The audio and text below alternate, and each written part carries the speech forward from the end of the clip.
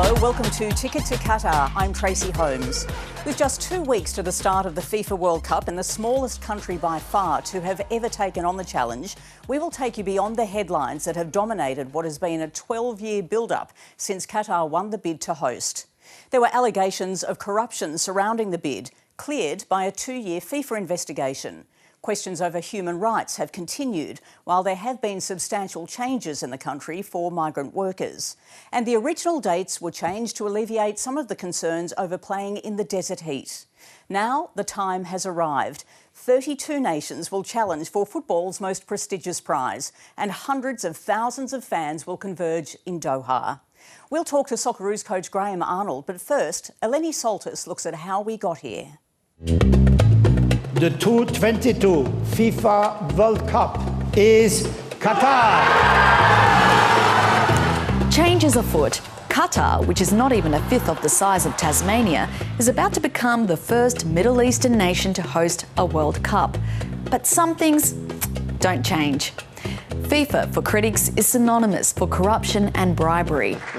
Australia pulled out all its... G'day, I'm Hugh Jackman. Non-football stars for its final pitch. Hand it over. You've had your fun. But just one of the 22 votes available went to Australia. Not to mention $46 million for the campaign and $500,000 allegedly used as bribery for votes. This guy, Chuck Blazer, the US FIFA executive, who would later plead guilty to bribery, money laundering and tax evasion. He became an informant, which led to the dramatic early morning arrests of current and former top FIFA officials in Zurich. I am sorry that I am still somewhere a punching ball. Even after the 2015 arrests, Sepp Blatter was elected for a 5th term, but within days of being re-elected, he resigned. And just this year, Blatter and his former right-hand French footballing legend Michel Platini were cleared of corruption charges by a Swiss court. The charges related to a $3 million payment made to Platini. But this dark legacy of FIFA remains, and key questions need answers. The United States Department of Justice alleged 3 South American officials received payments to vote for Qatar. But 2 of those officials died before they could be interviewed, and the 3rd is in Brazil, which does not have an extradition treaty with the United States. With unresolved allegations, Qatar is struggling to win over the critics. Its human rights record is in the spotlight, and there's the reality that many migrant workers died during Qatar's building spree for this tournament. Sepp Blatter has always said football is more than just a game, and so it is, but at what cost? The Socceroos scraped into Qatar 2022 after beating Peru in a dramatic playoff, qualifying for their 5th straight World Cup tournament, where Australia faces reigning champions France, top 10 ranked Denmark and Tunisia in the group stage. The mastermind of the Socceroos campaign is coach Graham Arnold, who joins us now. Graham, thanks very much for your time. Without giving all your secrets away, how do you beat France, Denmark and Tunisia? Thanks, Trace. Well, look, obviously the physicality side of things of when we go on that pitch, it's 11v11, it's 1v1, and it's a dogfight. And we've got to go out there like 11 boxing kangaroos and make sure that we get our performance right with a lot of belief. We know that Australia is always recognised as being that tough team because of that fighting spirit that you talk about.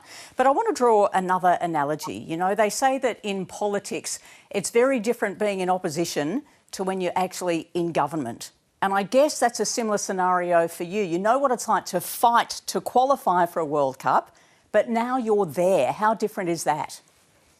Yeah, well, that's the thing, though, Trace. It's we've only ever won 2 games of the World Cup in the history of the Socceroos, and the last win was in 2010. And there's one part of the mindset that I'll be working extremely hard on with these players is we just qualification isn't just good enough. It's also about going to the World Cup. It's about being successful and fulfilling your dreams and going out on the pitch with a lot of belief and a lot of energy and believing that we can win games. And so, as I said, just qualifying and turning up is not just be all and end all. It's about going there and performing great as well. Graham, what about the atmosphere that you create when they're not on the turf? You know, the stuff that goes on behind the scenes, on the days off, where you're going to be based, how you deal with the downtime. How important is that stuff as well? Trace, it's huge. And, if you don't get the off-field planning right, then it will affect the on-field performance. And, making sure that the family friends tour is all spot on, because any distractions outside of the players can affect their mental performance. So, making sure that, again, at the facility, we've got things to do in the spare time where they're not sitting in their rooms or they're not getting bored, but they're socialising in terms of communicating with each other. We've got a great tent set up with a cafe in it, with a TV screen, so the boys can sit and watch other games as well. And again, we always, and I've always believed in a family culture of brotherhood and mateship, and making sure that they enjoy this experience as well. Now, the facilities are probably going to be a little bit of a secret weapon for you guys too, because the only other nation that is competing at the World Cup that gets to enjoy these world-class facilities is the host nation, Qatar, and it's the Aspire Academy. How did you pull that off? Look, we did our research a long time ago. Like, we used Qatar as our home away from home during the qualifiers, and during COVID when we couldn't get back into Australia, and we played 5 of our World Cup qualifiers in Qatar, and we won all 5. So we're already doing our research. I truly believe for performance, we've got the best facility in Qatar, with a recovery centre, gymnasium, swimming pool for recovery, the training pitches. We don't have to get on a bus and fight the traffic and go anywhere to train. It's right there, right next door to us. So, as I said, for the performance side of it, I do believe we've got the best one. And Timmy Cahill has been, a great help on the ground over there in Doha. He works at the Aspire Academy, and Timmy's got that designed and decorated for us to feel really at home. And just on that, because you have spent so much time there during COVID, during the qualification period, does that also give you a bit of an edge over teams like France, Denmark, Tunisia, because they have to spend time acclimatising, where a lot of your players already know exactly what to expect? Yeah, look, I see that as a true advantage, Trace. As I said, we played 5 of our World Cup qualifiers there. We've played 3 times in the stadium that we're playing our 3 games in. Everything that side of it is it won't be fresh and new to us. We've had the advantage of being there before. Also, training in the heat. This is something that the opposition won't be used to, especially the oppositions like France and Denmark coming in, because the training facilities don't have the air-conditioned stadiums. The air-conditioned stadiums are extremely unique. It's when the heat goes up and the moisture and the airco is turned on and the moisture comes into the stadium, it's like playing on ceramic tiles. So, we've had that advantage of being there before, and I truly believe it will hold us in good stead. We know that there have been lots of challenges for Qatar, being such a small country, hosting one of the world's biggest events.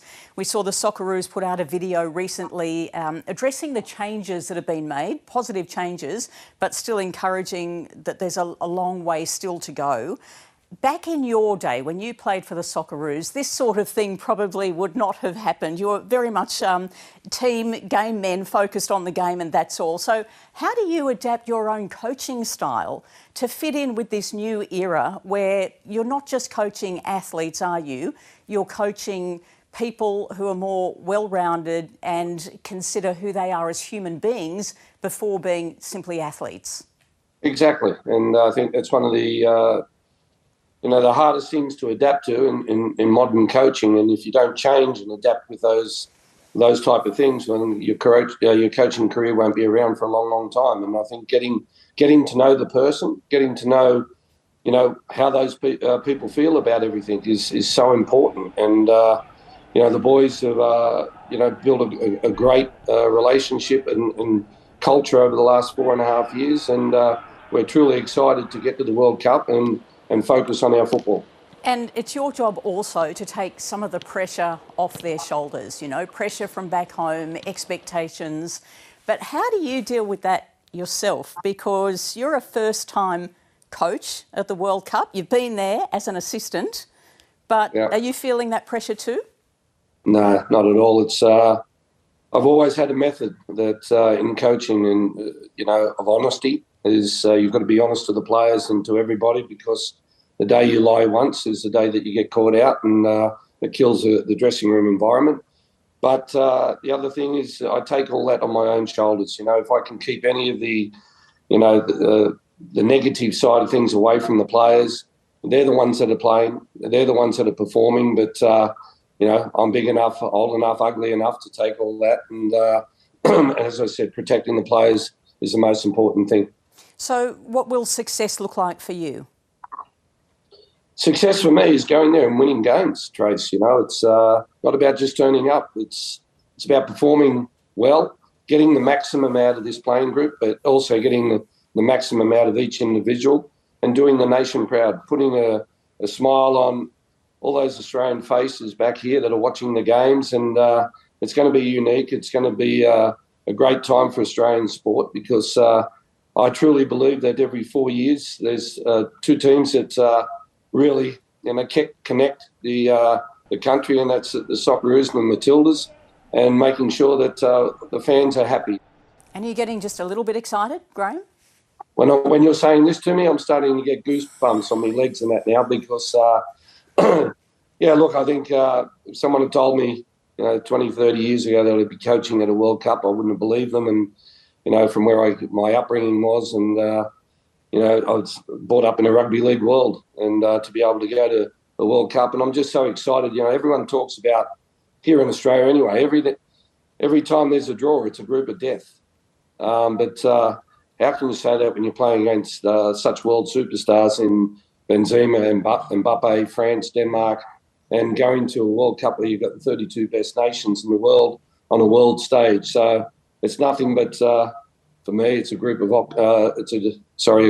dreams or opportunity. Graham Arnold, thank you very much for your time. All the best to you and the Socceroos in Qatar. Thanks, Trace. Joining me now to take us through what to expect from the football is ABC Sports' Samantha Lewis. Sam, give us an indication of the calibre of teams there, who missed out and who might provide the surprises. Well, this is the World Cup finals, right? And so by virtue of that definition, this is the absolute cream of the crop.